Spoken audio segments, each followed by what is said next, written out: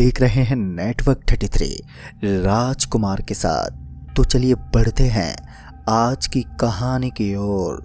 दोस्तों, रात के तकरीबन 1:15 बजे मैंने एक कैब बुक की नागपुर जंक्शन जाने के लिए। पर बीच रास्ते में कैब ड्राइवर को उल्टियां होने लगी और हाथ पैर भी कांपने लगे। उसकी हालत देखकर मुझे अंदाजा हो गया था कि ये मुझे समय रहते स्टेशन नहीं छोड़ पाएगा। चूंकि मेरी ट्रेन 2:30 बजे की थी, तो ऐसे में मैंने फौरन ही दूसरी कैब बुक की। पर जब उस दूसरे कैब ड्राइवर से मेरी बात हुई तो मेरे लोकेशन पर आने की बजाय उसने मुझे अपने लोकेशन पर आने को बोला। मैंने उसे समझाया भी कि आप ही आ जाओ, चाहे तो 100-200 एक्स्ट्रा ले लेना, पर वो नहीं माना और मजबूरन मुझे ही उस कैब ड्राइवर के पास जाना पड़ा, जो कि 500 मीटर दूर था। वो तो गनीमत थी कि मेरे पास कोई लगेज नहीं था, नहीं तो ये 500 मीटर की दौड़ मेरे पसीने छुड़ा देती। खैर, मैं दौड़ते उस ड्राइवर के लोकेशन पर पहुंचा तो वहां कोई कैब तो नहीं मिली, पर एक लाल रंग की ओमनी वैन जरूर खड़ी हुई नजर आई। अभी मैं वैन के पास खड़ा कैब ड्राइवर को फोन ही मिला रहा था कि तभी उस लाल ओमनी वैन से एक आदमी बाहर आया और मुझसे बोला, मेरे हाथ पैर ठीक से देख लो, कहीं तुम्हें भी तो उल्टे दिखाई नहीं दे रहे हैं। उस आदमी के ये पूछते ही मैंने बड़े नरमी से और मुस्कुराते हुए बोला, क्या हुआ भाई साहब, आप ऐसे सवाल क्यों कर रहे हैं? मुझे नरमी से बात करता देख उस आदमी की बोली में भी नरमी आ गई और उस आदमी ने इस बार बड़ी ही शालीनता के साथ मुझे जवाब दिया, साहब वो क्या है कि पिछले कुछ दिनों से जितनी भी सवारी मेरे कैब में बैठ रही है ना, कि वो सभी की सभी अचानक ही मुझे भूत भूत बोलकर चीखने लगती हैं और बीच रास्ते में उतरकर भाग जाती हैं। एक मोहतरमा तो चलती कैब से ही कूद गई। वो तो किस्मत अच्छी थी कि उस वक्त हाईवे पर कोई दूसरी गाड़ी नहीं आई, नहीं तो वो बचती नहीं। इसलिए मैंने आपसे पहले ही पूछ लिया। अगर आपको भी मैं भूत दिख रहा हूँ तो अभी ही बता दीजिए।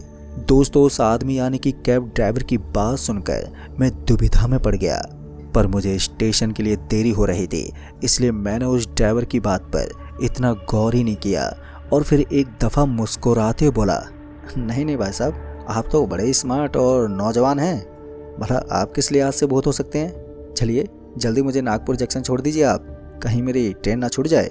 मेरे इतना कहते उस ड्राइवर ने मुझे अपनी ओमनी वैन में बैठने का इशारा किया और उसके इशारा करते ही मैं ओमनी यानी कि कैब में बैठ गया। मेरे बैठते ही ड्राइवर ने कैब स्टार्ट की और हम निकल पड़े नागपुर जंक्शन की ओर। अभी कैब कुछ दूरी चली थी कि मेरी नज़र उन बैग्स पर पड़ी जो पिछली सीट पर पड़े हुए थे। उन बैग्स पर नज़र पड़ते ही मैंने कैब ड्राइवर से पूछा, भैया ये इतने सारे बैग्स किसके हैं? मेरे ये सवाल करते ही वो कैब ड्राइवर बोला, अरे ये उन्हीं सवारियों के हैं जो मुझे भूत समझकर ऐसे भागे कि अपना सामान भी लेना भूल गए। कैब ड्राइवर के ये कहने पर कि ये सारे बैग्स उन सवारियों की हैं जो डर के मारे अपना सामान छोड़कर भागे हैं। मैं इस बात को लेकर थोड़ी चिंता में पड़ गया, क्योंकि ऐसा कैसे हो सकता था भला कि एक से ज़्यादा लोगों ने इस कैब ड्राइवर को भूत समझ लिया। अभी मैं इसी सोच में था कि तभी मेरी नज़र उन सामानों के बीच में पड़े एक मोबाइल पर पड़ी और जब मैंने उस मोबाइल को उठाकर चेक किया तो वो फ़ोन चालू ही नहीं बल्कि अनलॉक भी था। तभी जिज्ञासावश मैंने उस मोबाइल का कॉल लॉग चेक किया तो कॉल लॉग में सबसे ऊपर जो डायल नंबर दिखा वो भैया नाम से था, जो कि 17 बार बैक टू बैक डायल किया गया था और 18वीं बार मैंने डायल कर दिया। ये सोचकर अगर बात हो जाएगी तो मैं ये फ़ोन जिसका है उसके पास पहुंचा दूंगा। पर मेरे कॉल करने पर उस फ़ोन पर रिंग तो गई, पर किसी ने कॉल नहीं उठाया। मैं दोबारा कॉल लगा ही रहा था कि उस कैब ड्राइवर ने बोला, भैया कॉल नहीं उठाएंगे साहब? कैब ड्राइवर के ये कहते ही मैंने चौंकते हुए कैब ड्राइवर से पूछा, तुम्हें कैसे पता कि मैं भैया को कॉल कर रहा हूँ? जिस पर उस कैब ड्राइवर ने बोला, उस रात भी उसके भैया ने फ़ोन नहीं उठाया था। जिस लड़की का ये मोबाइल है वो लड़की डरी सहमी बार बार अपने भैया को कॉल लगाती रही और कहती रही, भैया मुझे बचा लो, ये कैब ड्राइवर भूत है, ये मुझे मार डालेगा। इतना बोलकर वो कैब ड्राइवर खामोश हो गया और ड्राइवर की खामोशी देख मैंने उससे सवाल करते हुए पूछ ही लिया, फिर क्या हुआ उस लड़की का? पर उस ड्राइवर ने खामोशी बनाए रखी और जब मैंने अपनी आवाज़ ऊंची की तो उस कैब ड्राइवर ने बड़े आहिस्ते से अपना चेहरा मेरी तरफ घुमाया और उसके चेहरे को देखते ही अगले पल ही मेरे हलक में सांस अटक गई।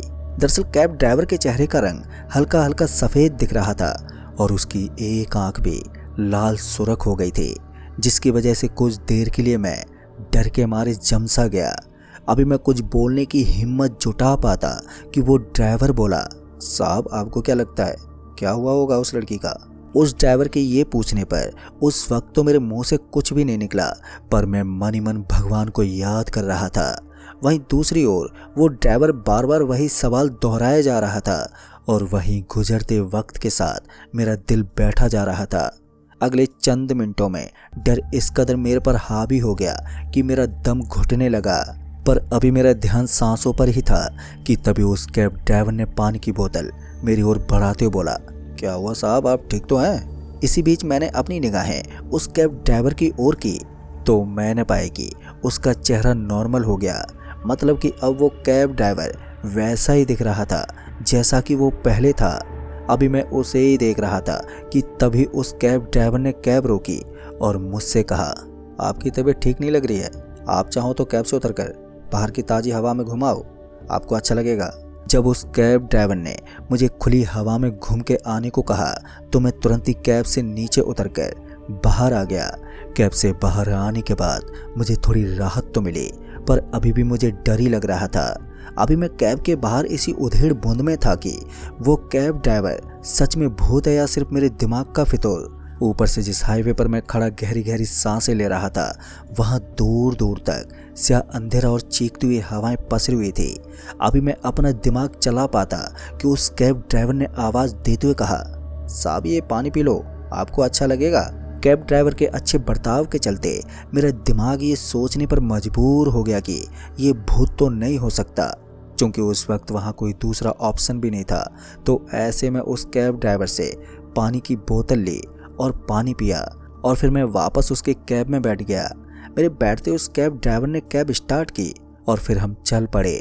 कैब तो नागपुर जंक्शन की ओर बढ़े जा रही थी, पर मेरा दिल अभी भी मेरे दिमाग के फैसले से जंग लड़ रहा था, जिस वजह से अंदर बेचैनी बनी हुई थी कि तभी मोबाइल की घंटी बजी।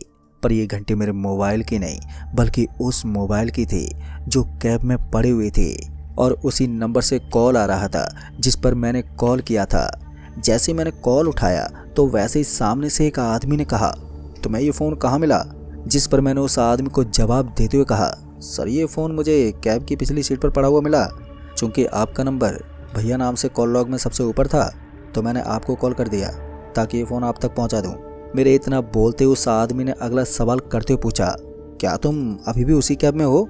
जिस पर मैंने हाँ में जवाब दिया। मेरे हाँ में जवाब देते ही उस आदमी ने आगे कहा, देखो जिस कैब में तुम बैठे हो, अगर वो लाल रंग की ओमनी वैन है और जो कैब चला रहा है उसके दोनों कान नहीं है तो तुम्हारी जान खतरे में है। उस आदमी के ये कहते ही जब मैंने कैब ड्राइवर के कानों की तरफ देखा तो मैंने पाया कि उसके दोनों कान नहीं हैं, जिस वजह से फिर एक मर्तबा मेरी सांस हलक में अटक गई। अभी मैं कुछ सोच पाता कि फ़ोन पर उस आदमी ने बोला, देखो उस कैब ड्राइवर ने मेरी बहन को इस कदर अपनी गाड़ी से कुचला कि वो जब तक जिंदा रही वो दर्द से चीखती रही। तुम जितनी जल्दी हो सके उस कैब ड्राइवर से पीछा छुड़ा लो। अभी उस आदमी ने इतना ही कहा था कि तभी कॉल कट गया। अभी कॉल कटा ही था कि इतने में किसी लड़की ने बोला, भैया से बात हो गई आपकी? और जब मैंने सामने देखा तो उस कैब ड्राइवर के बगल में एक लड़की बैठी हुई नजर आई। उस लड़की को कैब में बैठा देख मैं इस हद तक डर गया कि मैं चलते ही कैब से नीचे कूद गया और कैब से कूदते ही पीछे से आती हुई गाड़ी ने मुझे जोरदार टक्कर मार दी। गाड़ी से टकराते ही मैं बेसुध हो गया और जब मुझे होश आया तो मैं किसी अस्पताल के बेड पर पड़ा हुआ था और मेरे दोनों पैर गायब थे। यानी मैं अपने दोनों पैर हमेशा के लिए खो बैठा था और अपने पैरों के साथ साथ अपना आत्मविश्वास भी।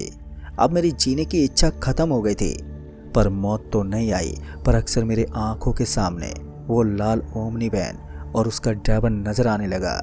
कई बार तो मुझे ऐसा लगता कि मैं अभी भी वहीं उसी कैब में हूँ और वही सब हो रहा है जो हो चुका है। शायद मैं यादों के उस भंवर में फंस गया था जहाँ से मेरा जहन बाहर नहीं आ रहा था। शारीरिक क्षति के साथ साथ अब मानसिक क्षति होने लगी थी। चूंकि मैं मानसिक रूप से बार बार वही हादसा देख रहा था, इसलिए मुझे वो नंबर याद हो गया जिस पर मेरी बात हुई थी। वो नंबर याद होते ही मैंने उस आदमी को कॉल किया और जब उस आदमी से बात हुई तो पता चला कि आज से 3 साल पहले उसकी छोटी बहन सगुन नागपुर के हाईवे पर लहूलुहान मिली। और जब उसका भाई हॉस्पिटल पहुंचा तो उसकी बहन दर्द से चीखती हुई मिली। उस पर वो जख्म इतना गहरा था कि कोई दवा उसके दर्द को कम नहीं कर पा रही थी। 3 दिनों तक वो हॉस्पिटल के बेड पर लगातार चीखती रही और इसी दौरान उसकी बहन सगुन ने उस लाल ओमनी वैन और उसके भूतिया ड्राइवर के बारे में बताया कि उस रात जब वो बस स्टॉप पर बस का इंतजार कर रही थी तो बस तो नहीं आई, पर 2-4 लफंगे सगुन के इर्द गिर्द मंडराने लगे, जिससे सगुन घबरा गई। और उसी वक्त जब वो लाल ओमनी वाला वहां पर आ पहुंचा और बोला, कहाँ जाना है आपको? चूंकि सगुन पहले से डरी हुई थी, इसलिए उस वक्त सगुन बिना कुछ सोचे समझे उस ओमनी वैन में बैठ गई। पर सगुन को क्या मालूम था वो कुएं से बचने के चक्कर में वो खाई में आ गिरी है। कुछ आगे जाते ही जब सगुन ने उस कैब ड्राइवर के चेहरे पर गौर किया तो वो तुरंत ही अपने भैया को कॉल करने लगी। पर उस रोज उसके भैया हॉस्पिटल में थे जहां नेटवर्क नहीं था, जिस वजह से कॉल कनेक्ट नहीं हो पाया। जब सगुन को कुछ भी नहीं सूझा तो वो चलती वैन से कूद गई। पर सगुन वैन से कूदने के बाद अपने आप को संभाल पाती कि वो वैन वाला उसे अपनी गाड़ी से सगुन को तब तक कुचलता रहा जब तक कि वो बेहोश नहीं हो गई। और फिर जब पुलिस वालों को सगुन मिली तो किस्मत से उसकी सांसें अभी भी चली रही थी, पर वो बची नहीं। और जब सगुन के बयान के आधार पर पुलिस ने उस लाल ओमनी की तलाश शुरू की तो वो लाल ओमनी तो मिली, पर वो एक बेहद ही पुरानी ओमनी थी जिसका कोई एक्सीडेंट हुआ था, जिसमें उसका ड्राइवर भी मारा गया था। साथ ही उस वैन से बहुत सारे बैग और कुछ फ़ोन भी बरामद हुए। पुलिस ने और तलाश की तो पता चला कि उस वैन का मालिक जो उसका ड्राइवर था वो सनकी किस्म का था। उसे कुछ ऐसी आवाज़ें सुनाई देती थी जो सिर्फ उसे ही सुनाई देती, जिस वजह से उसने अपने दोनों कान भी काट लिए थे। फिर अचानक ही वो कहीं गायब हो गया। पर कुछ लोगों का कहना है कि वो आज भी यहीं है, लेकिन वो सिर्फ उन्हें ही दिखाई देता है जिसके सर पर मौत मंडरा रही हो। तो दोस्तों, इस कहानी में बस इतना ही। कहानी आपको पसंद आई हो तो वीडियो को लाइक शेयर कमेंट ज़रूर कर दें। तो मैं आपका दोस्त राजकुमार जल्द ही मिलूंगा ऐसी एक और डरावनी भूतिया घटना के साथ। तब तक के लिए बाय एंड टेक केयर।